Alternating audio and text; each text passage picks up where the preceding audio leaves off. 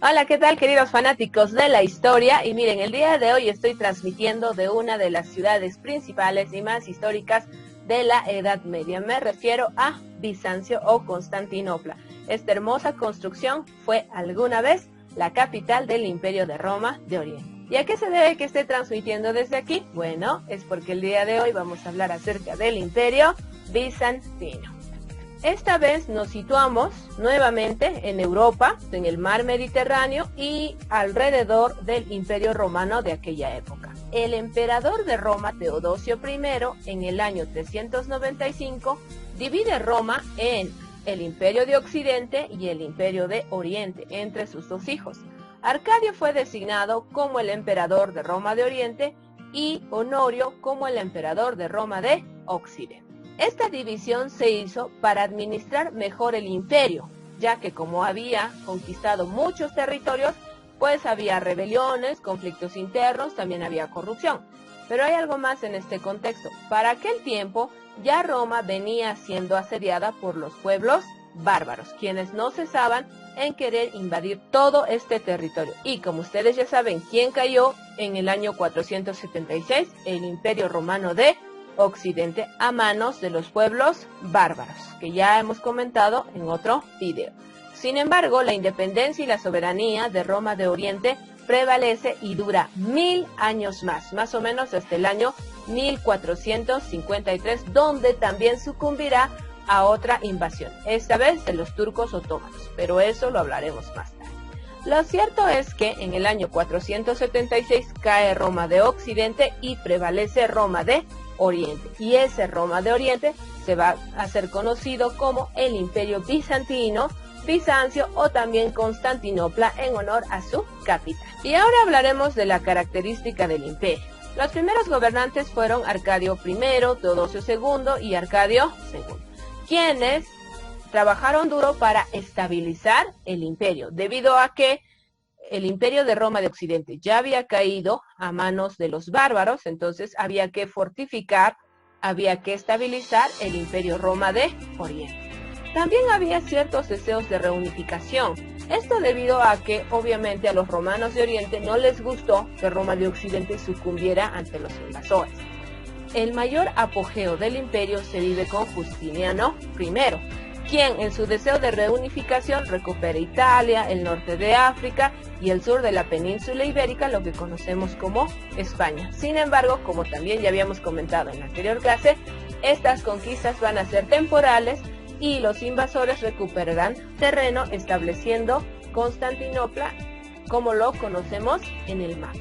Dentro de las principales obras del emperador Justiniano I para lograr el éxito y el esplendor del imperio están reorganizar la administración central, de tal manera que la capital estaría mejor comunicada y mejor organizada con todas las provincias y gobiernos locales. También reforma la recolección de impuestos, lo hace más efectivo y crea un sistema en el cual la corrupción era casi imposible, ya que más antes a él se conocía mucho de que los impuestos eran pues robados por los recaudadores regionales antes de llegar a las arcas fiscales del gobierno central.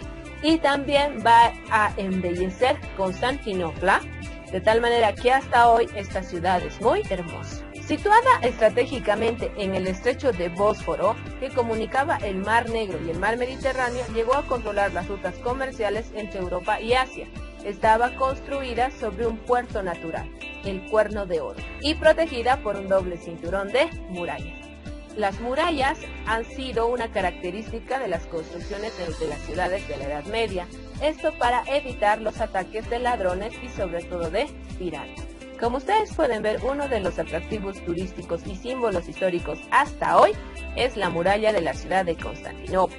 Debido a su gran actividad cultural y económica, Constantinopla a menudo era atacada por tribus germanas hasta que en el siglo V el emperador Teodosio II construye una muralla de 3 muros y 12 metros de altura que rodeaba la ciudad y de la que todavía quedan restos. Las murallas tenían una longitud de 19 kilómetros, entre los que se distribuían 96 torres de vigilancia. También Constantinopla tenía la iglesia de Santa Sofía, hasta hoy un gran atractivo turístico en la ciudad de Estambul, y también contaba con su hipódromo. Hay que resaltar que Constantinopla llegó a ser una ciudad muy poblada, muy comercial debido a su posicionamiento estratégico. Como pueden observar aquí en el mapa, Constantinopla era un puerto natural y era el nexo entre Asia y Europa, ya que era un paso obligatorio para aquellos de Asia que atravesaban por el Mar Negro y querían llegar al Mar Mediterráneo y comunicarse, así como realizar comercio con ciudades europeas. Y continuando hablaremos de la época del máximo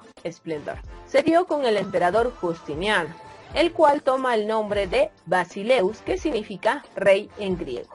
Por eso en algunos libros ustedes van a encontrar que a Bizancio se le conoce como la pequeña Grecia. También él adopta una monarquía teocrática que se ayudaba con una adecuada burocracia civil, un ejército muy numeroso y adopta como iglesia oficial a la iglesia ortodoxa. Y entonces, como imperio, ¿cómo era su economía, su sociedad y su cultura? Bueno, de acuerdo a la época, al haber un gran periodo de ruralización, se da una agricultura floreciente. También se da un comercio internacional por la ubicación de Constantinopla, que ya habíamos hablado porque es un nexo entre los pueblos de Asia con los pueblos europeos, al conectar el Mar Negro con el Mar Mediterráneo. Dentro de la organización social del Imperio Bizantino se encontraban a la cabeza las clases privilegiadas, es decir, la nobleza encabezada por el Basileus o emperador, la alta aristocracia y el patriarcado.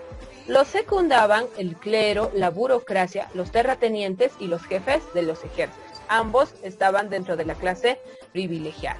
Luego tenemos a los comerciantes, los artesanos y los campesinos. Serían un equivalente a la clase media.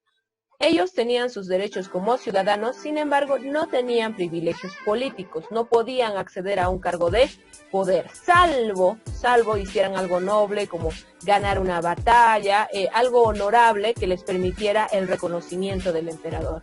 Pero si solamente realizaban su vida normal, no tenían ningún privilegio político. De otro lado, en la base de la pirámide tenemos a los siervos y esclavos que carecían de derechos. El siervo era aquel que también estaba bajo el poder de un señor, pero por lo menos se le respetaba su vida y se lo trataba como persona. Más abajo sí están los esclavos, que como dijimos eran tratados como objetos, se podían comerciar como si fueran ganados y su vida no importaba nada. En la práctica a veces esto se confundía, pero en teoría los siervos sí estaban un poquito más arriba de los esclavos solamente porque se les respetaba su vida. Y ahora sí, hablemos de los aportes culturales de Bizancio. Dentro de sus expresiones culturales destacan la profusa decoración de las iglesias, el gusto por la riqueza y la suntuosidad ornamental del arte bizantino eminentemente áulico, que exigía el revestimiento de los muros de sus templos con mosaicos, no solo para ocultar la pobreza de los materiales usados, sino también como un medio para expresar la religiosidad y el carácter semidivino del poder imperial. Entonces, las iglesias que, por ejemplo, también llegaron con los españoles unos 500 años después, tienen su origen en esta presencia. Hace más o menos poco más de 1500 años y en Europa.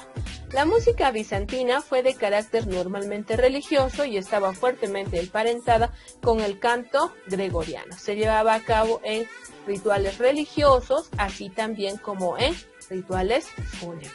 Y si hablamos de las expresiones culturales del Imperio Bizantino, tenemos que nombrar a la Catedral Santa Madre Sofía, que significa Santa Madre Sabiduría.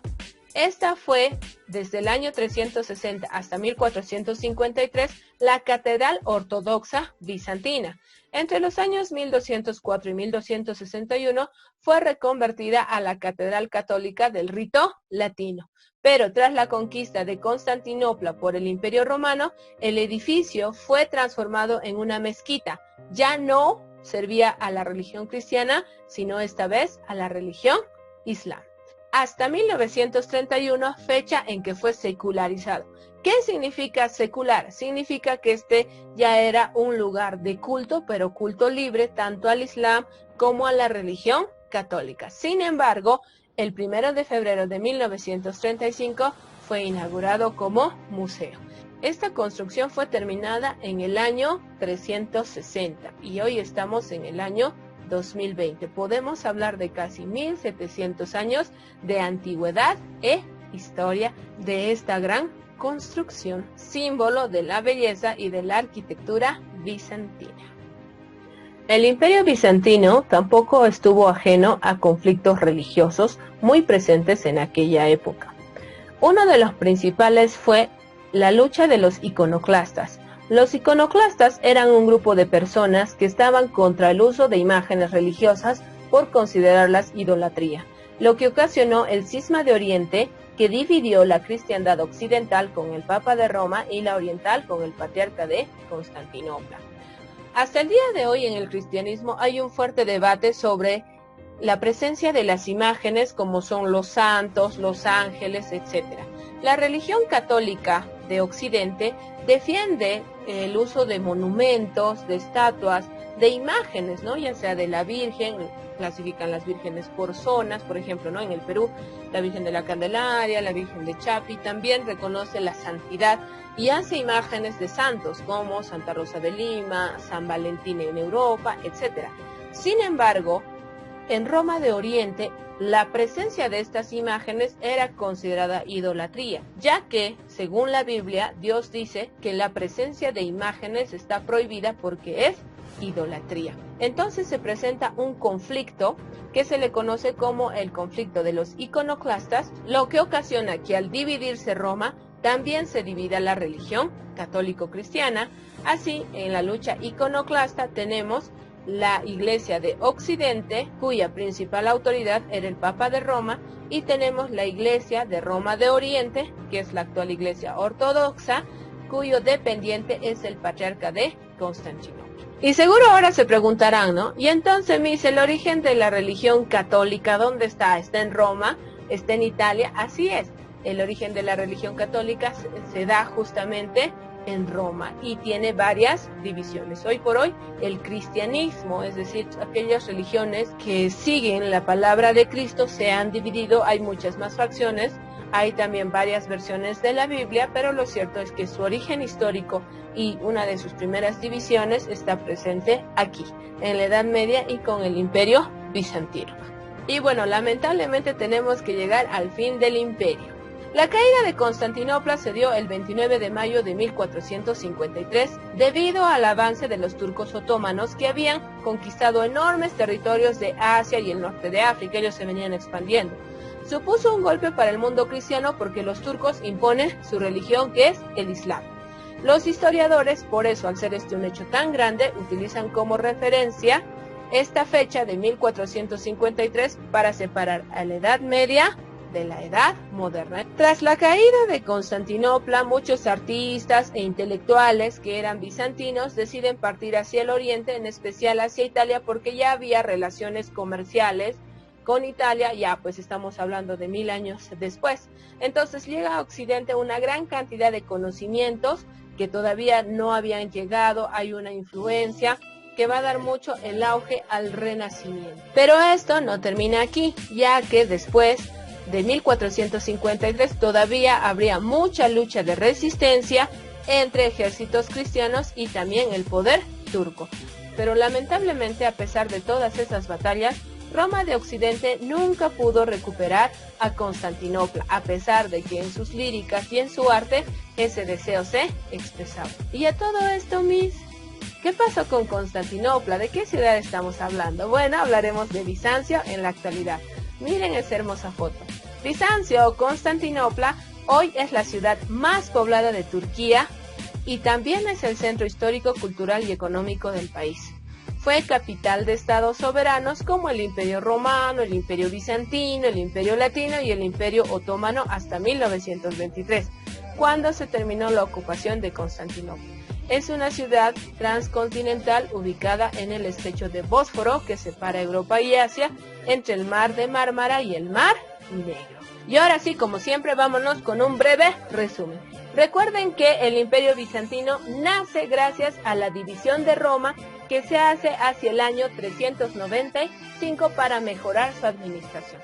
Lamentablemente Roma de Occidente cae en el año 476, pero el Imperio Bizantino va a durar 1000 años más hasta el año 1453, donde va a ser invadido por los turcos. Fue un imperio grande, su posición estratégica le ayudó mucho a crecer como gran zona comercial. Una de las etapas de su historia que más se reconoce es el imperio de Justiniano I, quien reorganiza la parte burocrática, fortifica mucho su ejército, tiene grandes intentos de reconquista hacia Roma de Occidente, porque como había sido conquistado por los pueblos germanos, bueno, pues Roma de Oriente quiere recuperar ese terreno. Entonces Justiniano fortifica mucho este ejército, lo intenta, recupera territorios, pero lamentablemente estas victorias no van a ser duraderas y Bizancio se va a establecer como el mapa que conocemos. Dentro de su sociedad es una típica sociedad del medioevo, donde tenemos a la nobleza y al clero como clases privilegiadas, una clase media con artesanos, comerciantes, campesinos, y en la base de la pirámide estarán los siervos y los esclavos, cuya principal diferencia es el valor por la vida. Los siervos sí tenían derecho a la vida, en cambio los esclavos eran simples objetos. Y es aquí donde nace la actual Iglesia Ortodoxa de Roma de Oriente, que se diferenciará de la Iglesia Católica tradicional por el no uso de las imágenes en sus cultos religiosos y porque no reconoce al Papa como máxima autoridad, sino a un patriarca. Lamentablemente el imperio va a llegar a su fin en el año 1453 por la invasión de los turcos otomanos. Pero esta invasión haría que muchos intelectuales de Roma de Oriente regresaran 1000 años después a Roma de Occidente, pudiendo dar así muchos aportes a lo que después se reconocería como el Renacimiento.